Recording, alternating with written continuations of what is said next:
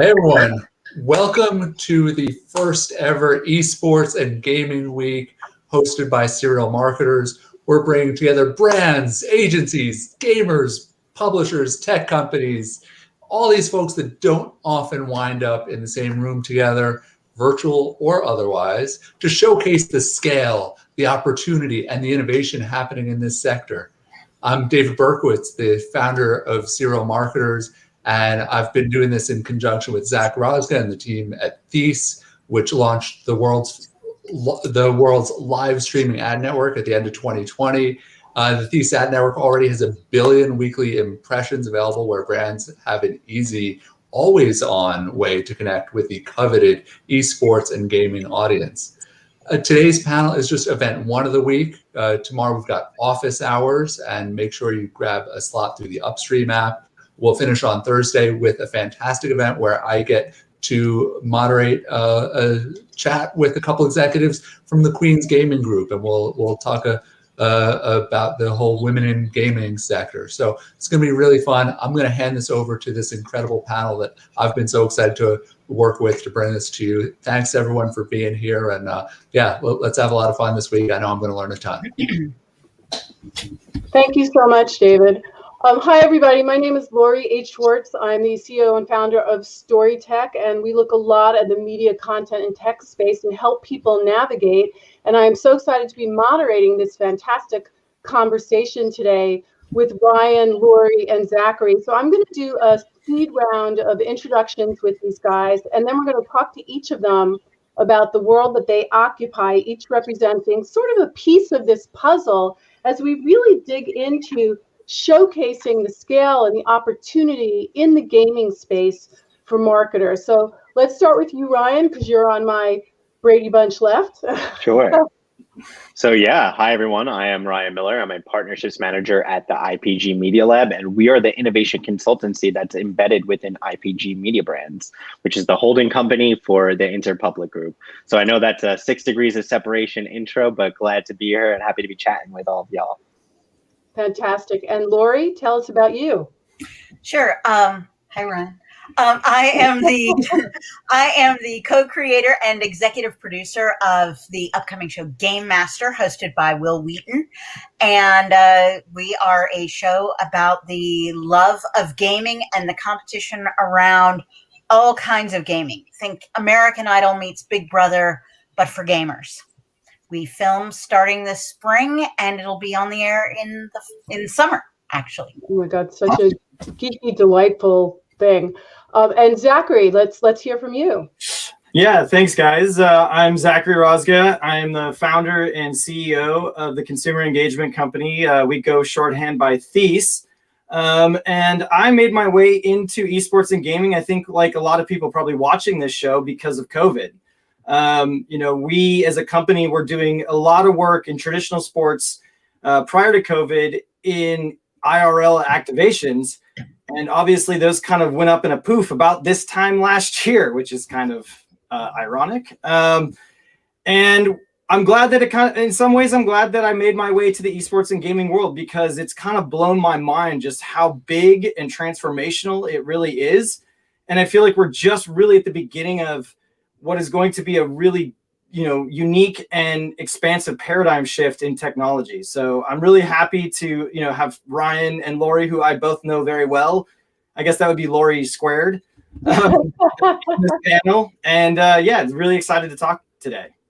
Fantastic. And I wanted to remind our audience to please type in any questions as they come up, and we will try and get to them sometimes midstream, and we'll definitely have time at the end for a really robust Q&A. And I just wanted to start this conversation off with just showing one quick slide that gives us a sense of this global gaming market. And I'm sure the numbers are even bigger than this, and we're going to hear from our panel here about where this is all going.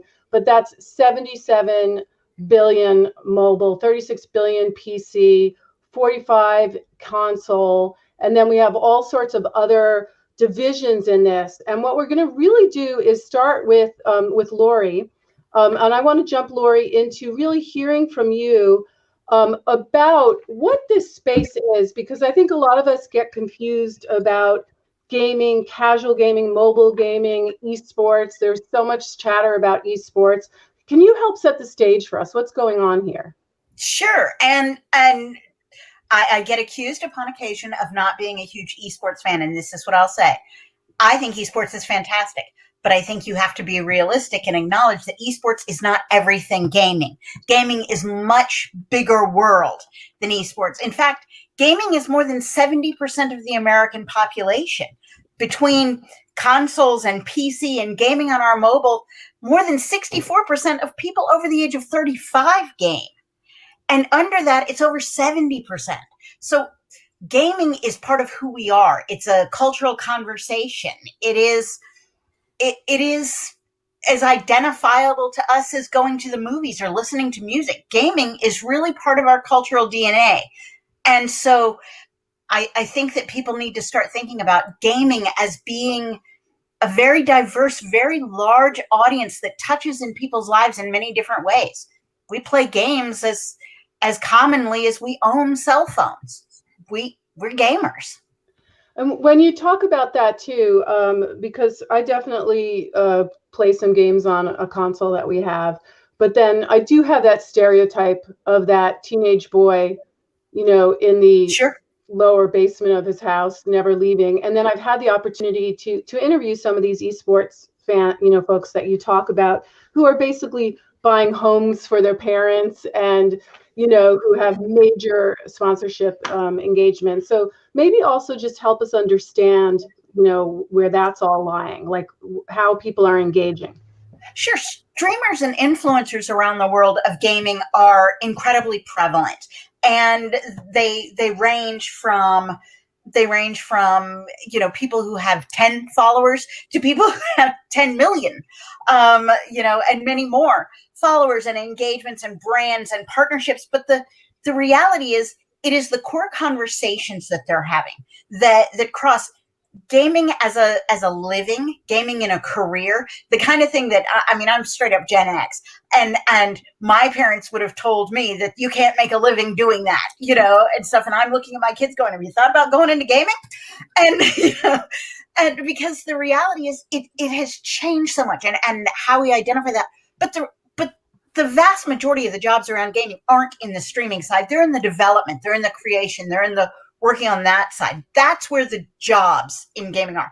Streamers are, they're like movie stars, but for this live streaming world. Mm-hmm. The ones that succeed, there's a whole bunch of people doing the plays in their hometown. There's a whole lot of people auditioning to do local commercials. There are very few people that walk the red carpet at the Oscars. That's your ninjas. That's your Pokemons. That's your Shrouds. Those people are few and far between. And it doesn't mean it's not something great to strive for. It just means that those are the rarities. The reality is the vast majority of people who are streaming around the world of gaming are doing it because it's a joy. They like doing it. They're building community and friends in this way. And especially, as Zach was talking about during COVID, streaming and playing games in a social way like this has been literally, for some people, a lifesaver to keep a community connection, to keep something that they love and a way to engage. And the idea of that basement dwelling teenager, that's just not really what gaming is anymore. Gaming is moving dollars. And there are people who are making the decision about the neighborhoods that they live in based on whether it has good enough 5G to handle the next games that they want. And gaming is defining our lives in a lot more ways. And you're no longer the outsider if you game. You're the kind of the outsider if you don't. Yeah. And just one more point that I would love to bring in that helps illustrate what you were talking about is that during COVID, more than 50% of all Americans were playing games, and the amount of people who are playing over 5 hours per week increased by 30%. So I think it shows and demonstrates that even people like me who've since elevated out of their mom's basement and into their own place are not the only ones who are on the keyboards and mice anymore. Yeah, and a point that I'd like to make is that one of the fascinating things, and I think this comes to where like gaming has thrown a lifeline for that social fabric that we've lost. My daughter's school has given them assignments to go play Minecraft together. Like I'm in Seattle and we never went back, so we never got in-person schooling at all, K through 12. And so they actually recently in the second semester decided we need more social construct. We need more social fabric because these kids have lost touch with each other. And so like the best part of the week is when they get to go play Minecraft together. And I it's one of those things that I have never in a million years thought like it would be a course class to go play Minecraft, but that's what's happening right now. Now, before we jump into talking to you, Zach, I just wanted to ask Lori one more question because we had a good prep on this. But all right, so there's all these different types of gaming. There's Animal Crossing all the way to the esports, hardcore sort of tournament play. And there's a variety of opportunities as a marketer. I know that you in particular have a viewpoint on what's better to do in terms of that purchase funnel, like, what you can accomplish in one type of game versus another. And can you share your thinking about that? I think what you first have to do, and this is any brand and for any marketing campaign, you got to know the audience you're trying to reach and how they want to be engaged with. One of the things we know about millennials and Gen Z is it's all about authenticity. They call BS faster than any other group, and they don't want to be heavy-handed marketed to. So they want it to fit into the way they live.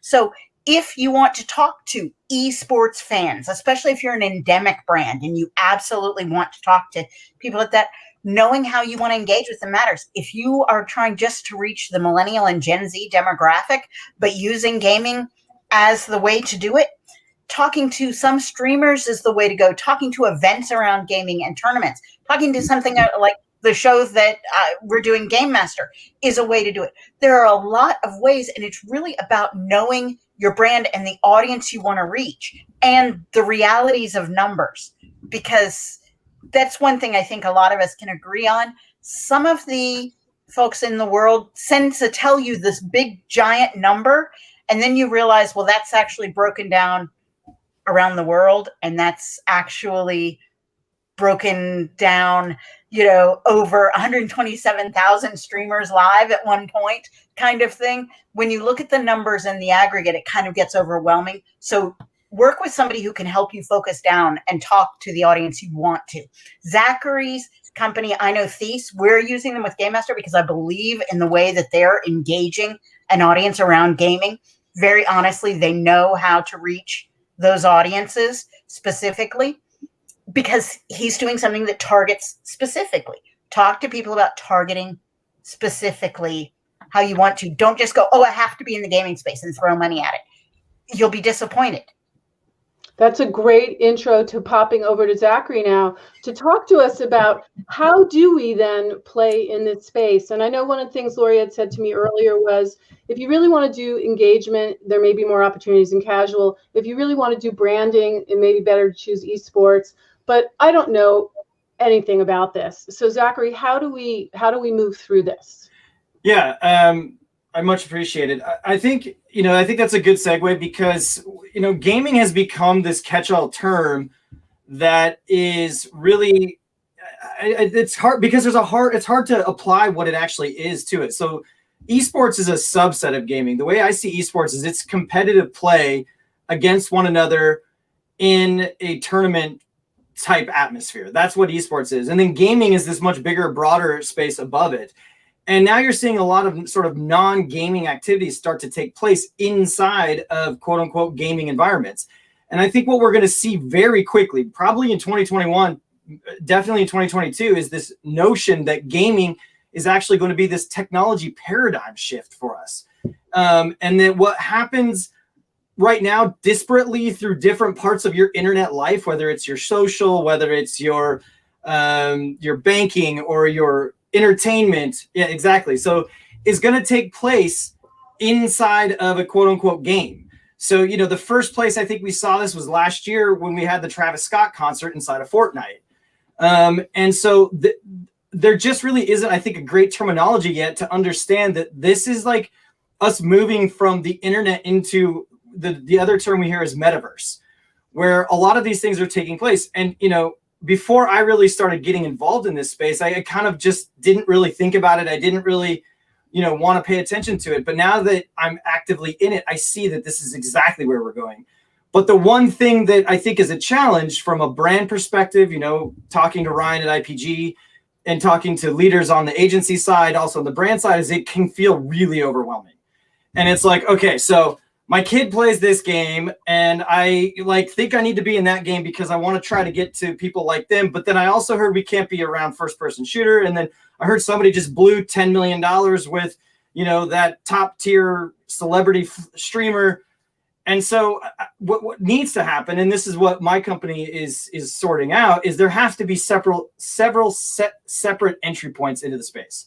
So yes, you can take the hard road, I would say, and go pick a single influencer and go with them and do several like crunch and sizzle campaigns is what I like to call them.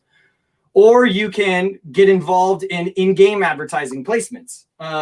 Another great place to go because, you know, it's like, hey, I'm inside of Fortnite, I'm at a concert, I grab a can and all of a sudden it says Coke, Pepsi, maybe I'm over 21, so it says Coors, Bud Light. But that takes development effort. There's a lot of planning that goes in. And again, it's kind of a crunch and sizzle type play.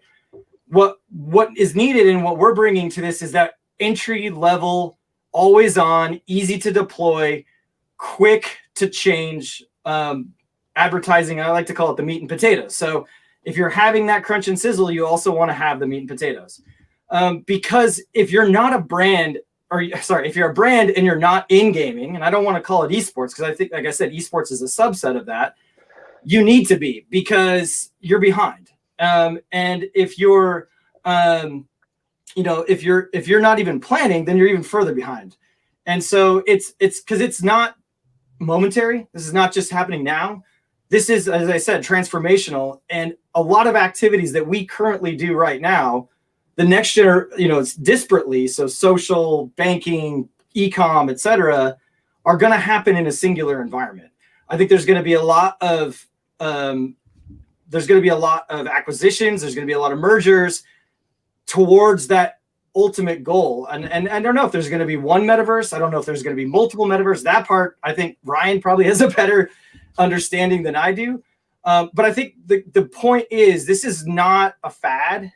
This is not something that you just, need to spend oodles and hours and hundreds of, cycles on strategy.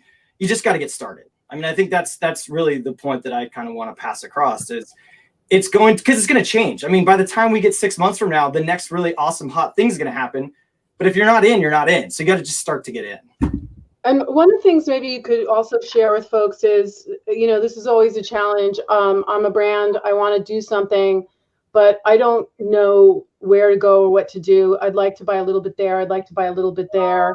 How do I operationalize all of this? So maybe you can talk about how Thies is doing that. Yeah. So what we've come up with is, if you're going to go hire a singular influencer, that's a pretty cost, labor intensive, risky proposition. It also comes with a lot of management. It comes with a lot of reporting requirements, and it's oftentimes, it's coordinated it's bought like a sponsorship. And so what we've done is we've come up with a media purchase that actually can layer across thousands of, and we work with mid-tier streamers, so not necessarily your super high-end streamers.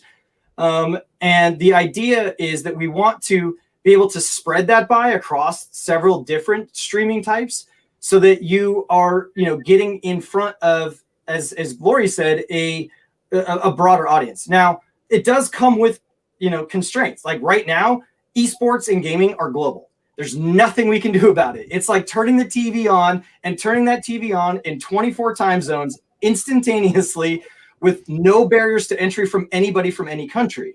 That is just the nature of it. And so, we often get, well, I want to target this and I want to only share it in Houston. Well, unfortunately, even the Houston Outlaws have people watching them in Brazil. And there's just nothing you can do about that because that is the nature of the way this content is consumed and it's going to be increasing in the future. So that's number one. Number two, you just need to know what genres you want to associate with, because the audiences tend to sort of gravitate towards genre, not necessarily title. So there's a lot of genres that are in the streaming space that are family friendly, right? So you think about Sims is one where there's a lot of family-friendly streamers out there.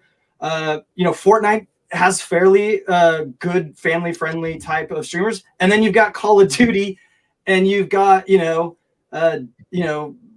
let's go to a different category, like strategy games, like Hearthstone. And the people that tend to go to those different types of games, there are different games in those categories, and so you find those out, and that's where you start to get in front of your audience types. And it's as simple with us. It's as simple as, I just want to run a test, and I've got $30,000 to get started. So it's not like putting together a $5 million campaign. It's actually, and you can get it turned on in less than 2 weeks. That's great. So you're really taking away the barrier to entry to play in this space, and you don't have to have a big check to do it. Let's jump over to Ryan, who's someone that's actually spending money in this space, representing brands and marketers. And I want to give props to Ryan also, because I was one of the founders of the IPG Media Lab. So it's so fun for me to see IPG Media Lab on a panelist. That was a lifetime ago. I'm very young.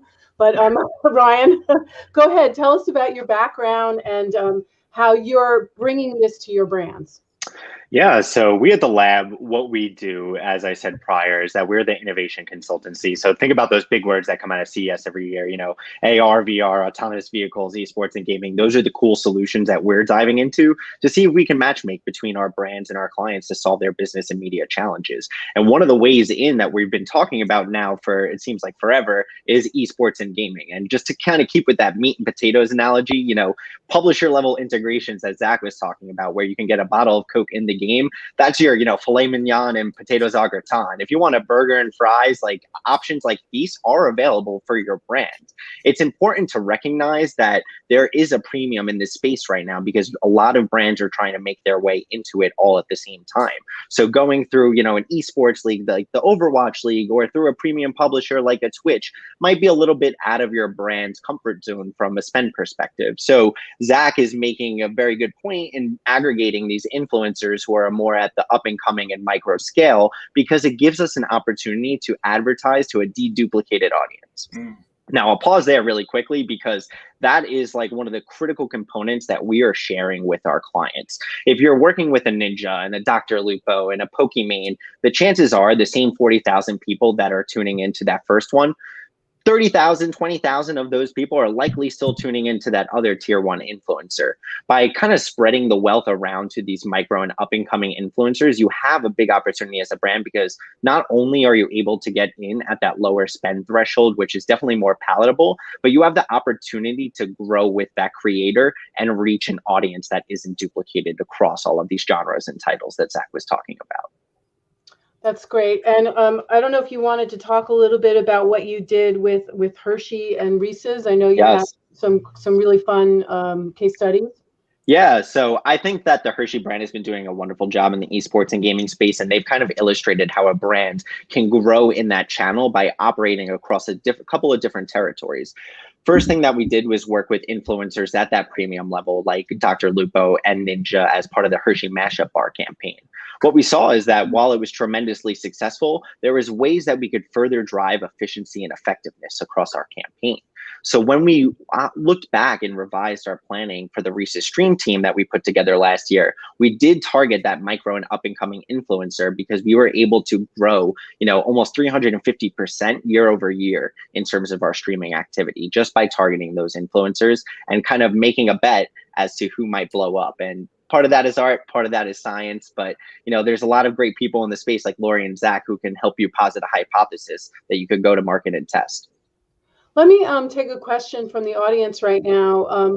We have a question about, how do you categorize a mid-sized streamer?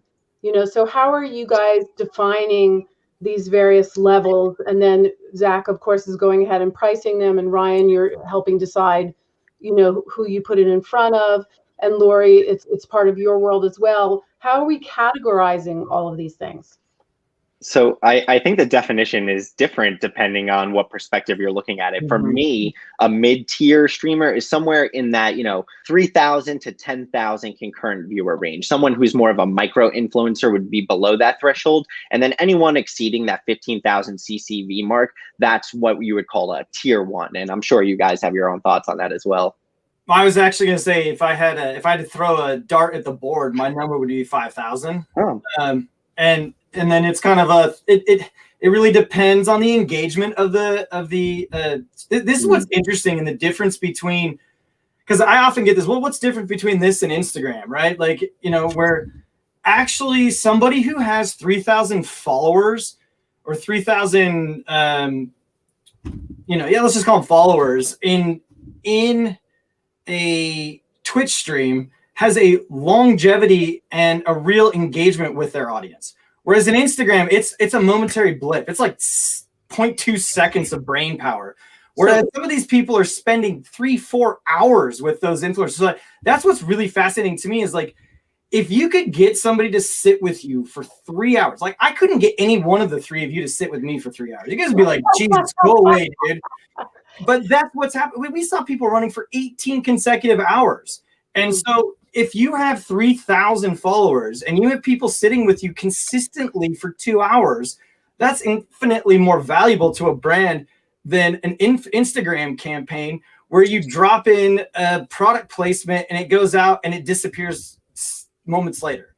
So that's where, I bet you the audience is like, really, 5,000? That's like a mid-tier? No, that's great. Like, that is particularly if you can get 2/3 of that audience to stick with you on a regular basis, that's really, really high level engagement. So that's my answer. Laura, you want to say something? So all I'd say is that the numbers are great, and the standard for their ability to actually engage is where, like, we come in. We have the show, and the show, that's all producers, and they know how to make shows. These are the people who did The Amazing Race, and so we know how to make a show. But then on the other side, our gaming producers and our streaming teams and partnerships there, when we're talking about how we're engaging in our streaming and stuff, it's about actually engaging with an audience. Because the one value for any brand for going to Twitch or YouTube Live or Facebook Game, if you're going to those, it's because that influencer can actually engage. It's how it's what beats that whole Instagram, here's a post, or Snapchat. It's the difference between just pushing information and brand out and actually having a conversation. That's the difference. It's the difference between any one of us just doing a post about our thoughts on gaming and what we're doing right now. And so we tell people we push our teams and all of our streamers and all of the people that we work with and our influencers, micro influencers and mid influencers that we work with. It's all about that level of engagement. So I encourage brands to talk about not just how many times, and it shouldn't be. And television took 4 decades to learn that it's not about how many times your logo is seen going across the screen. It is actually about why your logo is there, how it's engaged. Well, in streaming, it needs to be the same thing. When you're doing something, if you're doing a brand thing like this, great. Throwing your brand up, that's just like at a football stadium, etc. Those things matter. Billboards matter. They do. But if you're talking about working with streamers because you want engagement, figure out how they're actually going to engage your brand, because it matters. That's the whole reason you're doing it. What are they doing to encourage people to use your product, talk about it, work with it? Our whole production team works really hard on making sure that on the show we engage naturally, and we're working on making sure that on our streaming we engage honestly, really authentic. And it really matters. Have that conversation with the influencers and the agencies you're talking to. Can I jump on your point about authenticity, and Ryan and Zachary, I know you'll have an answer to this. A lot of our audience is asking, how safe is this for brands? Is this a safe, authentic place, or are we going to have YouTube Gate again, where advertisers drop off because of some inappropriate content? So can you guys talk about that? You want to go first, Ryan? Sure. So I think that there's numerous ways for you to safeguard against like brand safety concerns. Like the first would obviously do a little bit of research, make sure you're watching the influencers that you're going to be working with, the games that they're going to be playing before you dive into the space. But then when you're working with a partner like a Thies, they have the opportunity for you to, you know, segment out genres and titles and influencers based on their past performances. So if you're a brand that may not have an appetite to show up in an FPS game, you can go and you can surround sports type content. So there are ways to show up and safeguards against making sure your brand does not show up in the wrong place. So that being said, and I think this is a great bounce off, this is rock and roll. I mean, you know, think about it, this space, particularly in the streaming space, even with mid-tier sort of quote unquote family friendly streamers, it's like from a brand safety perspective, we've got artificial intelligence that's plugged into our platform. It's looking for extremely gratuitous types of activities. We're not looking for the F-bomb. Because if we did, we'd probably have 2 people that we could work with. And that's a little bit of an exaggeration. But the point is, like, you have to understand at this moment, you know, we're at the sort of like point of the gaming world that is still a little bit punk rock. But punk rock will evolve and punk rock will become, you know, the next generation of music that is more mainstream. You know, Speaking of music. What's that? I said, speaking of music. Yeah. And so I think I think the environment is safe to the extent that you are willing to be a part of, I don't want to call it the fringe because it's not the fringe, but you got to recognize there are some risks that come with it, but they're not like the major risks. Right. And there are people like us that are putting brand safety controls in there to actually weed out the really bad acts, because there have been some brands that we have actually talked to that have had really bad acts on their hand with, you know, when I say bad, I mean criminal acts. And it did cause some problems. So when you talk about the YouTube gate and having your content running next to Al-Qaeda, no, that's not going to happen because this is live stream. Everything that we're talking about right now is live stream. And so there are risks to the live stream, but they are not the same as your content running in parallel or your ad showing up on top of terrorism. Like, that's not going to happen. So I just want to sort of put those 2 things out there. Ryan, did you want to add to that? No? Oh, you got that. Okay. I think that I was most blown away by, I think I've shared this with you guys, when I spoke to a gamer and how focused and hardworking he was and business-centric he was, and that he trained, you know, that this is a real thing. So on that side of it, how do you identify who are the right gamers to back? You know, I know you know who these influencers are, but how do you know who's the right influencer for which brand? Is it just because you're so familiar with who they all are, or do you have tools for that, or how are you guys identifying the fits?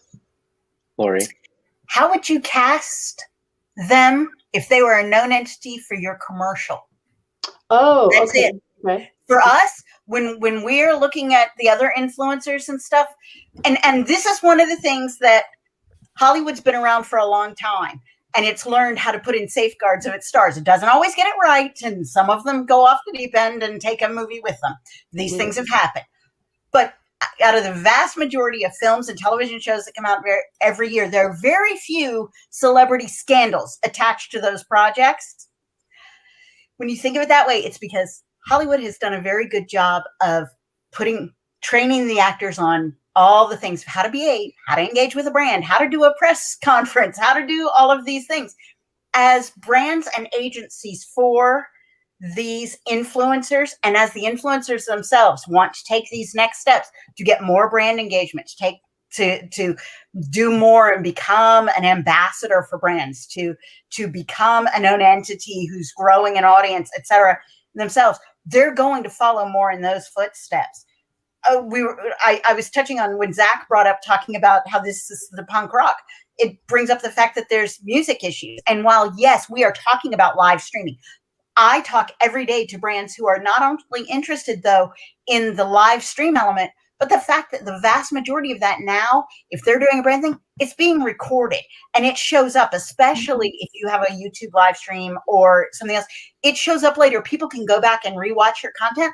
Well, if you're using music that you don't have the rights to, if that brand person that you're working with, if you don't know that they've got the rights to that music, well, they're going to do something, and then DMCA is going to come in and take it down. And so you might have paid for what you thought was that one-time video, but it's going to last on the internet for the next 6 months and grow another 3 million views, but it's not. So you paid for that, but it didn't last because it got taken down and swiped away. And so make sure these are conversations to have.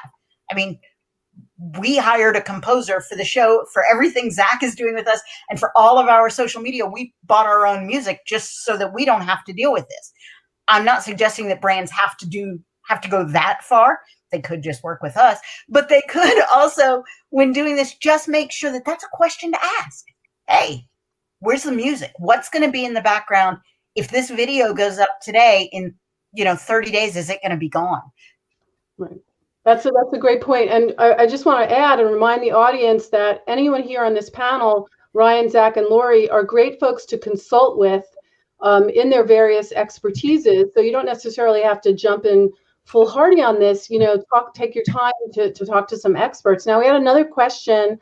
I want to also respond to that, because we actually have a unique way that we are selecting our influencer inventory, is that we don't go, unlike I would say other entities that are out in the space that are in this streaming influencer space, we don't go to the influencer directly. We actually go through teams.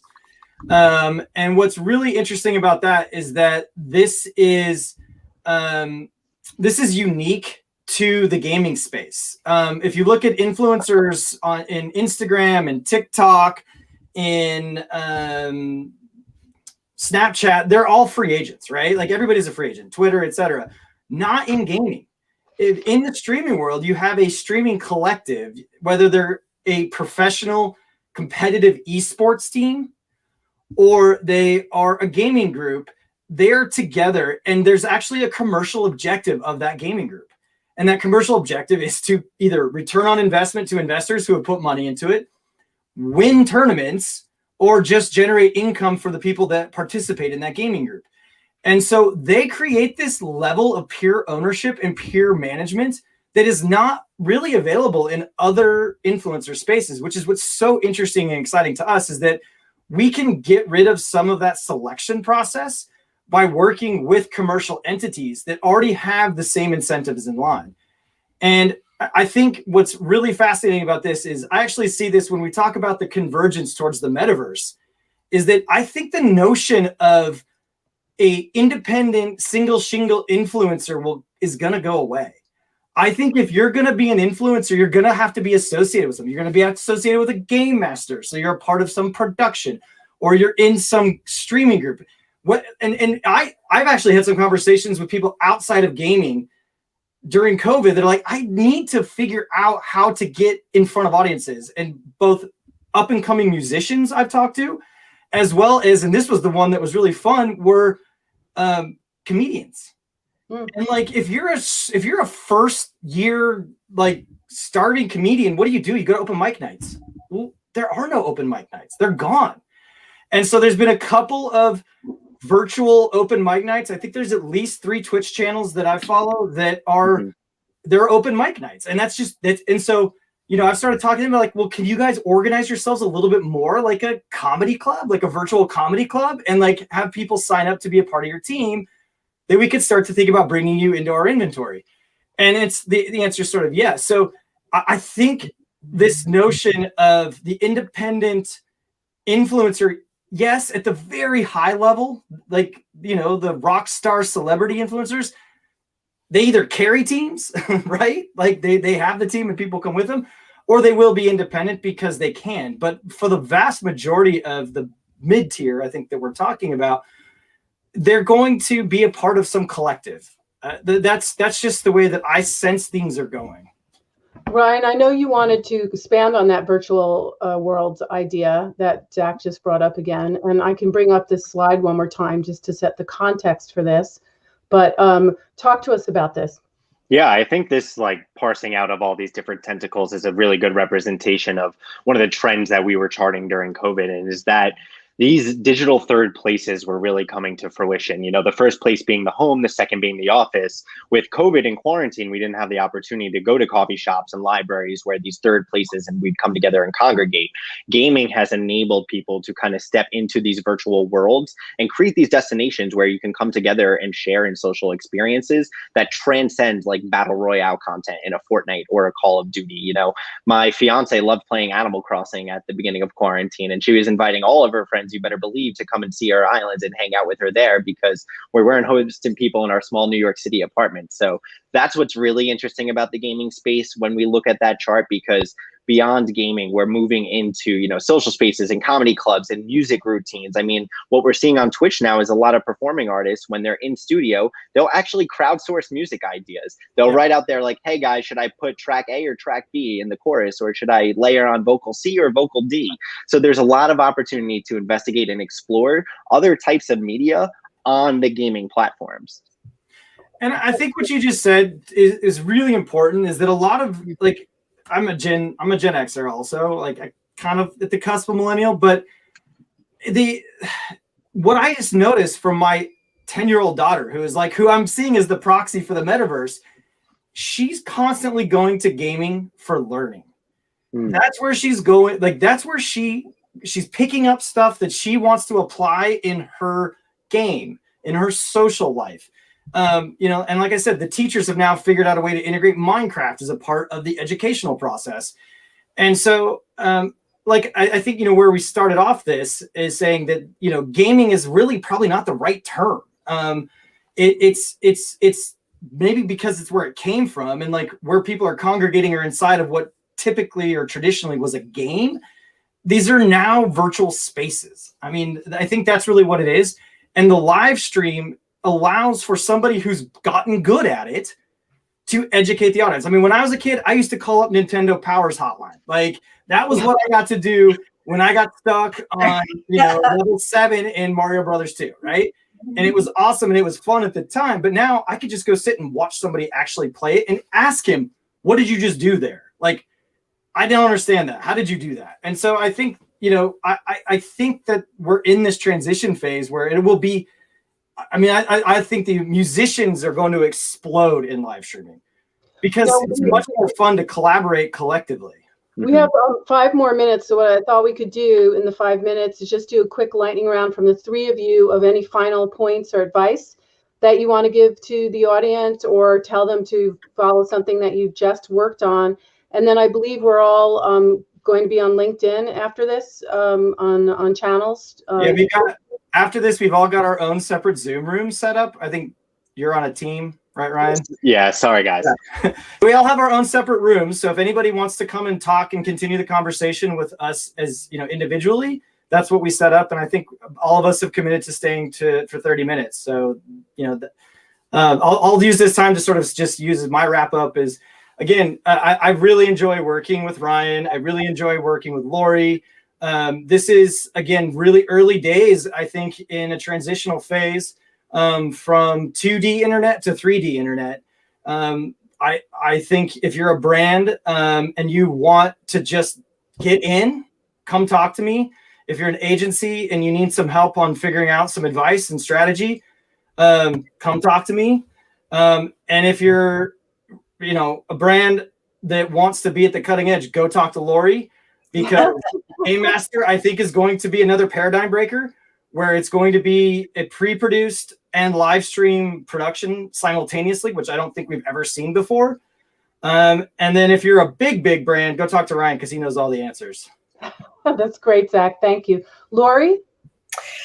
So I'm going to agree with Zach on everything he said. And the number one thing that I will tell you is, if you're looking for your brand, and I feel like I remember the .com bubble from the early 2000s, and remember how everybody was like, oh, you've got to invest, and people were running and throwing money because they didn't want to miss out. And then 90-something% of all of that fell to fell away, is what we'll say, and only a little bit survived. And that's to an extent what I feel like is happening right now. Is a lot of people are being told you have to be in gaming, and so you have to run at esports, you have to run at these things, you have to run at them, and they're throwing money. All I would say is actually study actually, if you want to work with streamers, spend a little time watching what streamers are like. It's funny that people making marketing decisions are often my age and don't spend any time on Twitch or Discord or YouTube Live or Facebook Live. Might I suggest, if you're going to make a brand thing, actually spend some time. Get to know what the world looks like and feels like, and see the best ways for your brands or partnerships to interact. That actually spend some time doing your homework. You've done it in other things, and it's time for gaming. Do your homework, know what you want to get into, because it's worth it. Fantastic. And Ryan, take it home for us. Yeah. Lastly, the thing I would want to say, brands, marketers looking to get into the space, bring beer to the party. It's not enough to just show up with the logo slap on anyone's live stream. That engagement element that we were talking about previous is what will allow you to endear yourselves to the community and kind of move yourselves from an outsider to an endemic brand in the gaming space. Mm-hmm. The last part that I would like to just touch on is that we just published an Outlook, which is the lab's thought leadership piece for the year. One of our trends is gaming eats the world. So I think that really nicely defines what we've kind of been talking about throughout this whole panel, because ultimately it's transcended beyond, the point and click and shoot environment. And now it's the software and the technology that's underpinning all of the different things we do. In the last generation, it was Android versus iOS. We are positing that it might be Unreal versus Unity in, the next 10 years or so. So just look out for the advancement of gaming. It's going to be everywhere you look soon.